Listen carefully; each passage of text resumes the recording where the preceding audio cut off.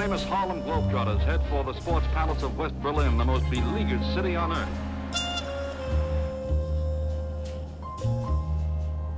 The sellout crowd smiles and thrills to the incredible antics of the clown kings of basketball. Just look at them go. In comedy and skill, they spell pure wunderbar. Say it in any language. Play them anywhere on earth. The Harlem Globetrotters make the greatest group in basketball.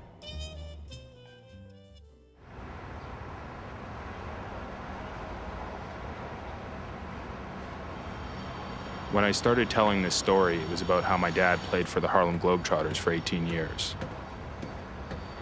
But I found I couldn't tell his story without telling my own. I couldn't tell my own story without telling my family's.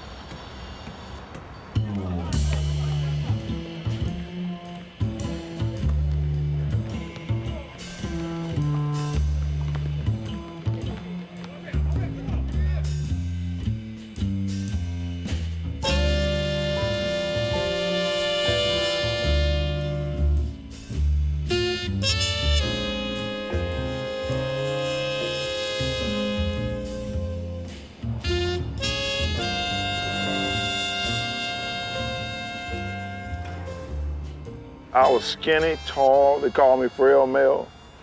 I was an introvert. Basketball brought something out of me. It gave me a chance to get out on the floor. It was just something. It was just a marvelous thing for me. You know, it's just like I said, it was my first love. I loved basketball before I ever loved a woman. I was 18. I was on a double date, and they took us to the Globetrotters. People might not believe, but people can fall in love with first sight. We kept on writing and phoning after he left. I would call her, we could relate. When we got together, it was, no matter how long we'd been apart, it was like it was yesterday or an hour before. It was just intense, and it was simple, and it was love. See, when I met your mom, it was in the 60s. It was taboo for blacks and white. When we saw each other, we had to go in and out of the hotel separately. That's just the way it was. I didn't feel like if we had kids then it would be benefit for the kid. He just knew that it was a lovely fantasy, but it wasn't gonna happen.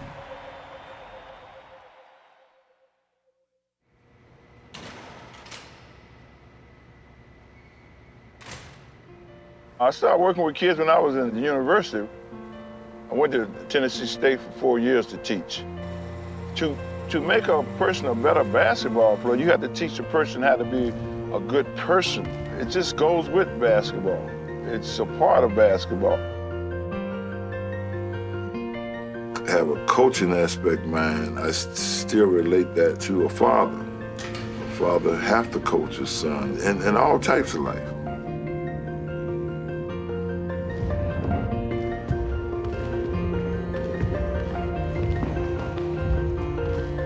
I think you get a lot from basketball. I did. It's a transition, you know, it's a change. If you're playing basketball, you're running down the floor, you're on defense, then you come back, you're on offense. That's a change. Life can be a change.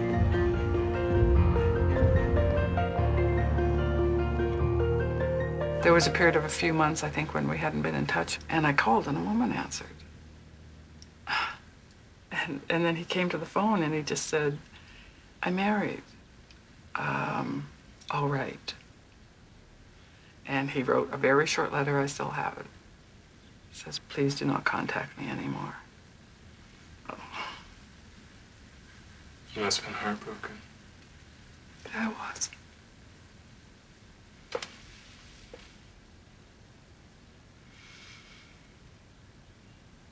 It hurt a lot.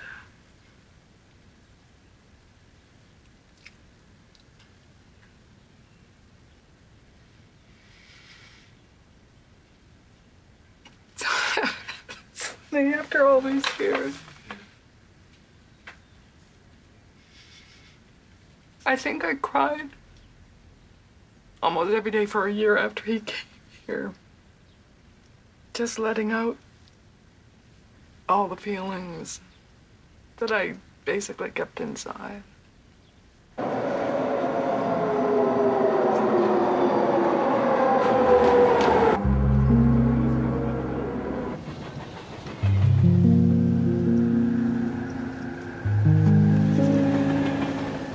Without basketball, I don't think I would be what I am.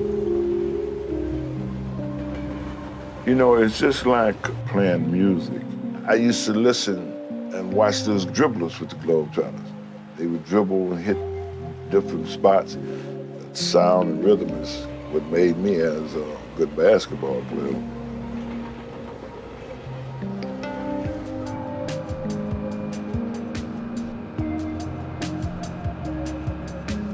I learned more from traveling with the Globetrotters than I ever did from the university. It was like seeing history made. They see for themselves some of the sights that have held the world's attention for such a long time.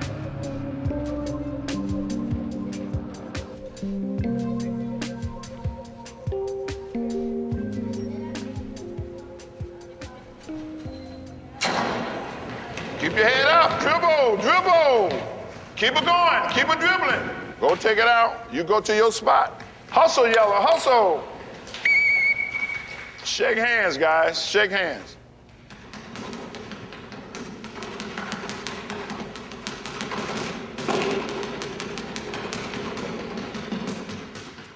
That summer, Mel called.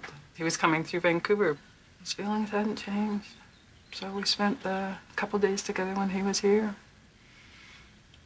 Are you still married? Yeah. So did you guys keep seeing each other after? Yeah, we never stopped after that. We never stopped. I went to visit him in Calgary one year, and I remember having a dream, and the dream was about having Mel's child alone and surviving. And that unconscious dream was my decision, and I knew that I was pregnant, and I knew that I would have the child, and I knew that I would be alone.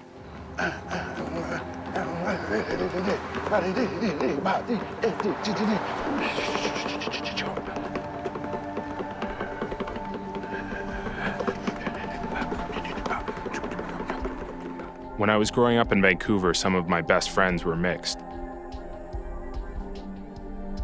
We all shared the same background, white moms and black dads. We were all black boys growing into men with dads who had left too soon.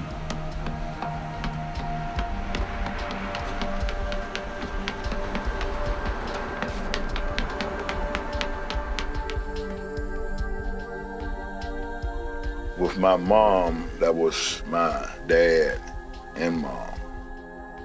My dad and her had split. At that time, I must have been about 4 or 5. I don't even have pictures of it.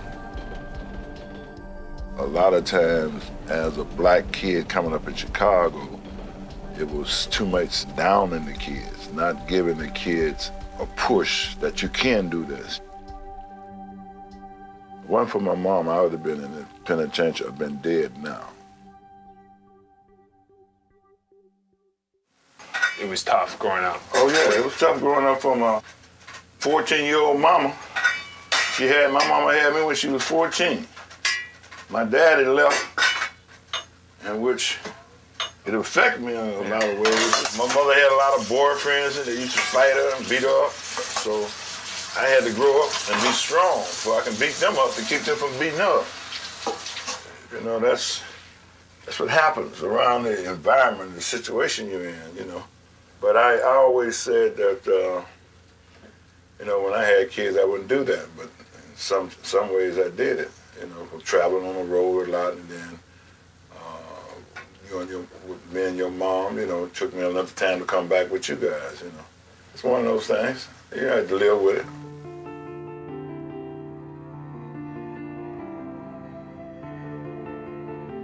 The first time I remember meeting my dad, I was 8 years old. He came up to Vancouver from Chicago to visit my mom and I. I remember my mom telling me my dad asked why I called him Mel instead of Dad. I guess it was because that's who he was to me. He was a man my mom used to know from a long time ago. He was the reason that sometimes I heard my mom crying in the shower. Before my dad left to go back to Chicago, he and my mom took me to the first day of school. Looking back, I think that was the first time I ever felt normal.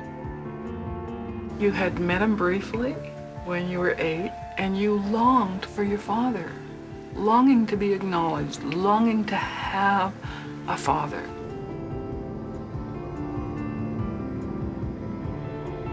When I was 11 years old, my mom sent me down to Chicago to visit my dad for a couple of weeks in the summer. I think I called my mom every day crying, asking her if I could come home. In so many ways, my dad and I just didn't understand each other.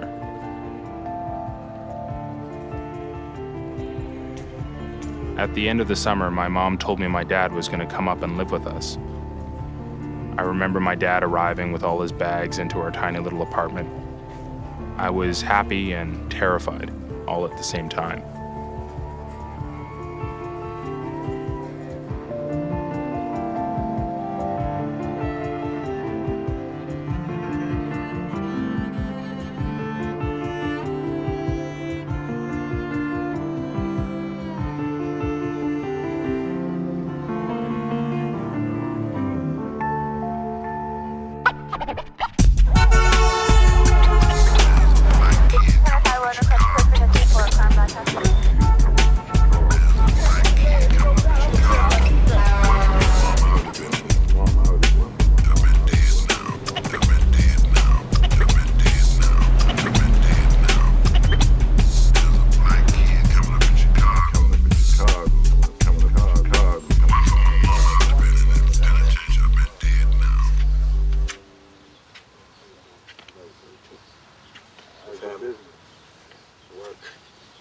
A year after my dad moved to Vancouver, he and my mom got married.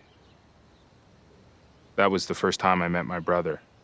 He came up for their wedding. I remember thinking my brother was going to hate me. When we got back from the airport, my brother hugged me. He told me how happy he was to have a little brother. From that moment, I felt loved by him.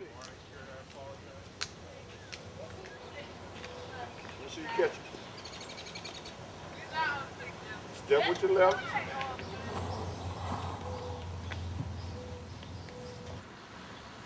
I guess so much of it growing up didn't make sense for me. Yeah. It just didn't, I couldn't figure out why my life was so different from everyone else's. And I guess I was ashamed of it. That's a lot of what continues to be a part of the Black family experience, is that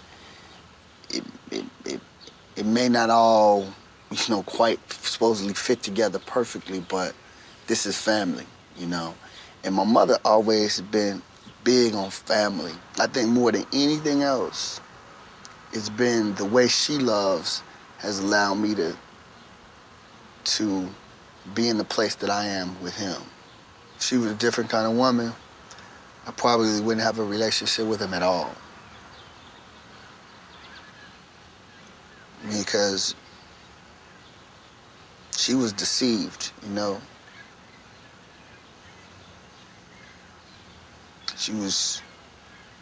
we were all deceived, I think there's a level of betrayal when you're in a marriage trying to make it work. Somebody else has another life.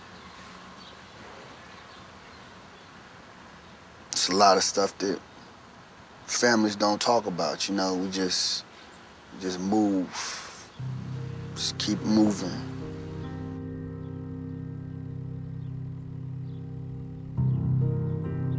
What was it like to be the wife of a Globetrotter? No one knew what I was going through. Mm-hmm. They saw the Cadillacs, they saw the trips, Mm-hmm. They just didn't know what was, really going on inside the house. It was stormy from 2 weeks into it. I never had a father's love, and I always seemed to seek approval because I never had a relationship with my father. Right. And then Mel never had a relationship with his father, so we just... So both of y'all were just thrown in there? Yeah, with no role models, with no marriage to model after. We just finding our way. a certain time in life, a man and a dad should meet. Got to Birmingham one year, and I called this number up, and a lady answered, and I said, I'm looking for Evans Davis. I think I said, tell him his son called. I'm here with the Globetrotter or something like that. I just figured that, you know, I'd show him that, hey, I didn't need him. You know, I didn't need no money from him. I didn't need that. I just wanted to see what kind of guy would just don't say anything. You know, he didn't call or none of that, you know. Never did hear nothing back from him.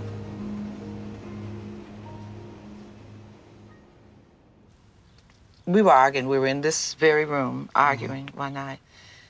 And I thought you had gone to bed. And I walked out of this room to go in the living room. And when I walked out, you were sitting on the steps with your coat and your hat and everything on.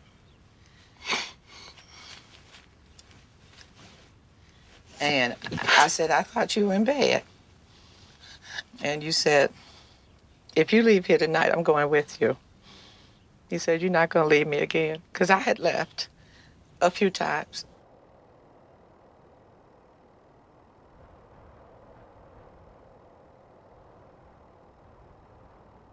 For me and Daddy, it was our conversation. You know, it was almost like another language for us. So we'll be talking about life, but we'll talk about it through basketball. This is my roommate from Tennessee State University. This is a guy I played for the champion high school championship. This is a young man I taught basketball. And I would see the different generations of ball players. When I see them, it's always love, because I know that what places they had already been were places I was trying to go. All this was before integration. The only way we thought we was gonna get out of the inner city was through sports. It's just something nice to be a part of, and it's just feel like I'd be lost without it. All my male influence of God it started in the places like the park. Individuals like Mel, when I was a young man, he reached out to me. If it wasn't for Mel, I would never be where I am today. I knew I'd never turn out to be the kind of ball player Daddy was, but I knew that I could be that kind of person and I could contribute to my community in that kind of way. You gotta give something back, because somebody gave something for you to be here. This whole situation has affected so many lives. I wasn't even aware until 1978 when Mel came home off the road in a wheelchair. The night before he was to have surgery, I was at the hospital, and he showed me Hubert's picture. What did he say when he showed it? He told me that was his son in Canada. After the surgery, did you revisit it with him? Like, you know, what's this all about, or? No, not really. The marriage hadn't been good for a long time. I think everything that happens in your life brings you to where you are now. Because if I hadn't gone through that, I wouldn't have you. And I wouldn't have my 2 grandsons.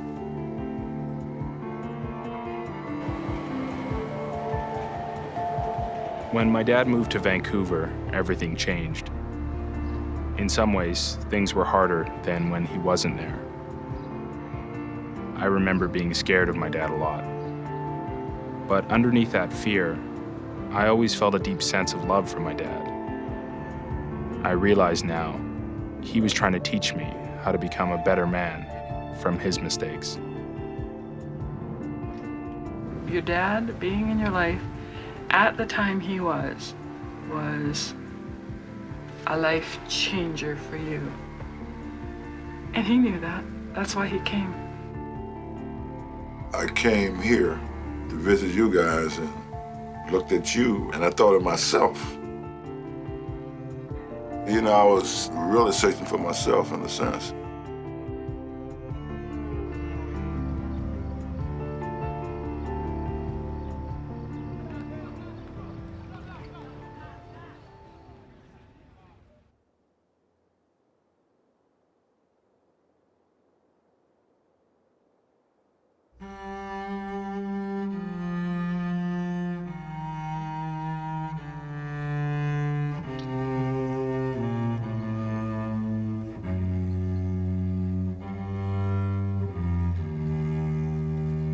A lot of people talking about heroes and stuff, but my mom was my hero.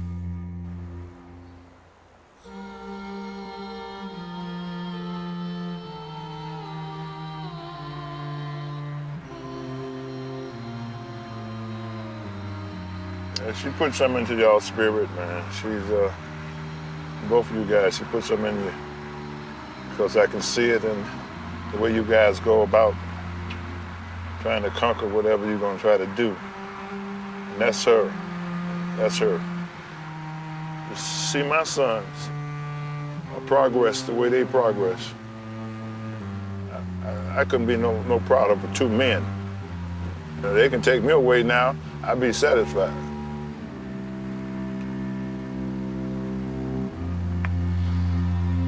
Ready to roll? Yeah. The boys, my guys.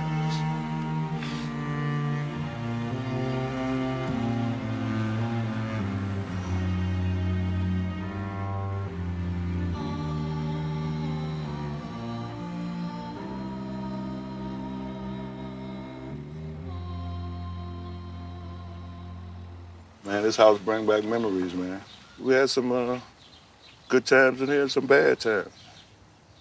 I cry sometimes about the bad memories. It was the fights that he and my mother would have. Those were the bad memories I had, you know. I don't care how low you get, what you did, you can change. It was me who had anger. It was me who had jealousy. Nobody else could change me but me. How do you two guys feel as me, as your dad? I feel like if you hadn't come into my life when you did, my whole life would have taken a completely different direction, and you know, for the worse. Because I know the kind of pain that it put my mother through, I wish that when you decided to have Hubert, that once y'all made that decision, that y'all, if you split with my mom and then did that, but then stayed in my life and stayed in Hubert's life. But I mean, you know, the bottom line, it's nothing like waking up, having your father cook you breakfast, fix you lunch. You know, you need that stuff, you know? I'll be on the road sometime, man. I'll be thinking about both of you guys and, hey, man, you know, I'm here and what are my kids doing, you know? You know, it's hard.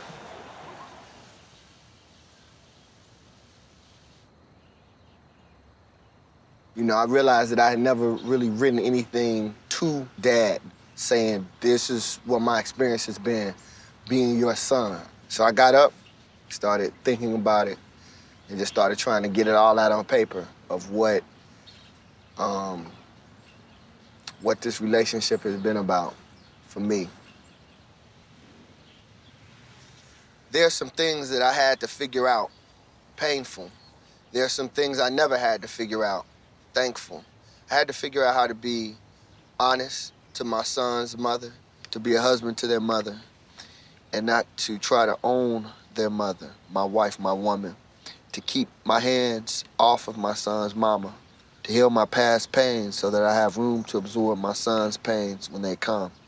How to be present even when my money is not right, because he is in high school and there are things that he can't learn from high school buddies about women, fighting, drugs, drinking, life, that I can't tell him in drive-by lectures.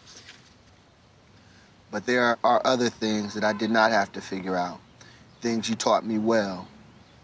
I never had to figure out how to get myself up every morning and work long hours away from my family to support my family. How to go on family trips, how to dance around the house with my son, how to hold my son's hand, how to let my son know that I'm disappointed without breaking his spirit.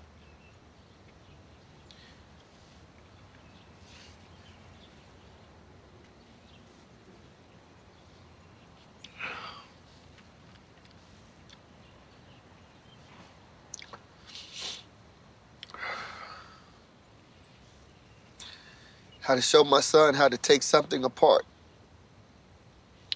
around the house to fix it and not be able to put it back together again. How to make my son think I'm the strongest and toughest man in the world.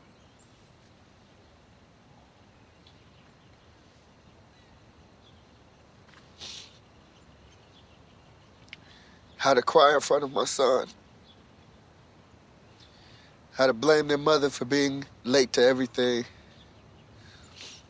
How to love my sons in a way that no matter what I do or not do, and no matter where they go or what they do, they'll always be able to know in their hearts that I love them. I love them. I love them. There are some things I had to figure out, painful. And there are some I never had to figure out, thankful.